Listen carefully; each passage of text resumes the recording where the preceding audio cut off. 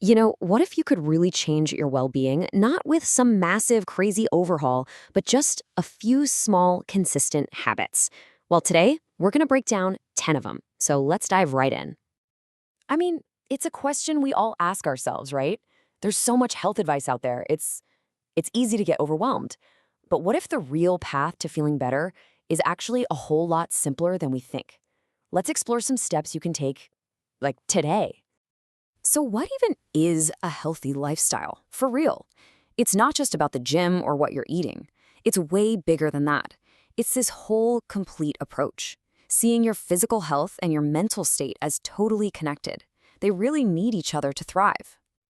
Okay, let's start with the physical foundation.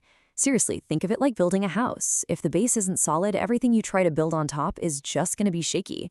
These next few things, they're the absolute non-negotiables for a life full of energy. Our physical foundation pretty much rests on these four pillars. We're talking about the fuel you put in your body, how you move it, how you hydrate it, and yeah, how you rest it. Every single one is crucial, and they all work together. Let's get into it. First up, nutrition. And look, forget all those crazy restrictive diets. Just think balance. Here's a neat little trick. Try to get at least 3 different colors of fruits and veggies on your plate at every meal. You are literally building your body with what you eat, so make it colorful. Next up, movement. The magic number here is 150. That's the minimum number of minutes of moderate activity you should aim for each week. And that can be anything. A brisk walk, dancing around your living room, a bike ride, whatever gets your heart rate up. The real key is to find something you actually enjoy. That way, it's not a chore, right? It's just part of your life. Hydration. It is so simple, but man, it's so easy to forget. But being properly hydrated fuels everything from your energy to your brain function. Now, these are just general guidelines. The real key is to just listen to your body. If you're super active or it's hot out, you're definitely going to need more. And finally, the ultimate foundation, sleep. You know what's real interesting here? How clear that sweet spot is. For most of us, that target is 7 to 9 hours a night. This is non-negotiable time for your body to repair itself and for your brain to reset. Trust me, skimping on sleep is not a badge of honor. It's a debt your health is going to have to pay back eventually.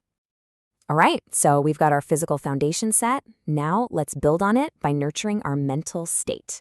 This is where we build up our resilience and find that balance, because how you think and feel has a direct, and I mean direct, impact on your physical health.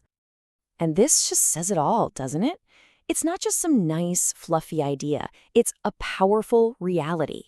Your mindset, your outlook, your whole emotional state can have a real, measurable, positive effect on your body.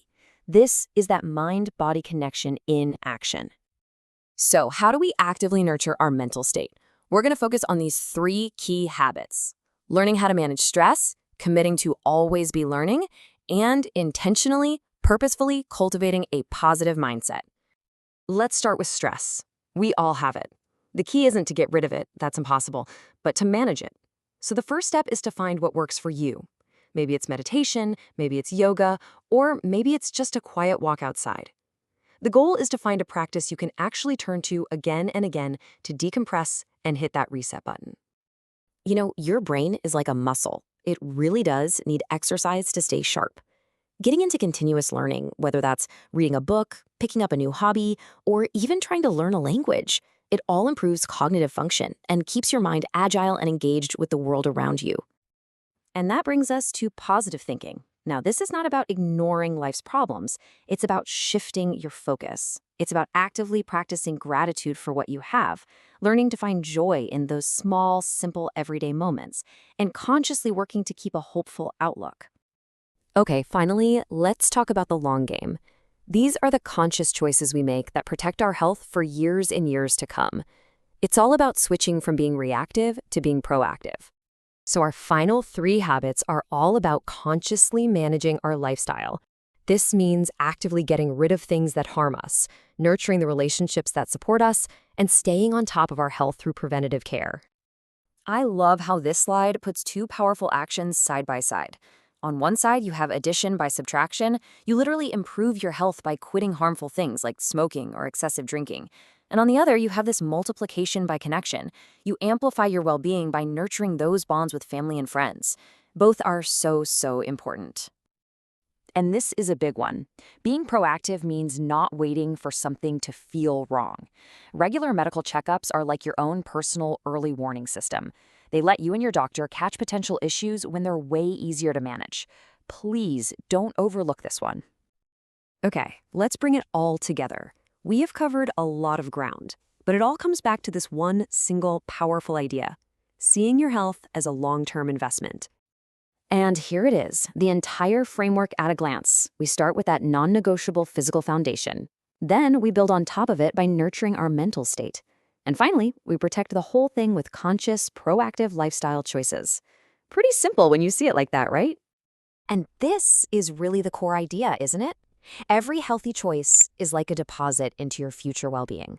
Every walk, every good night's sleep, every moment of connection, it is an investment that is absolutely guaranteed to pay off.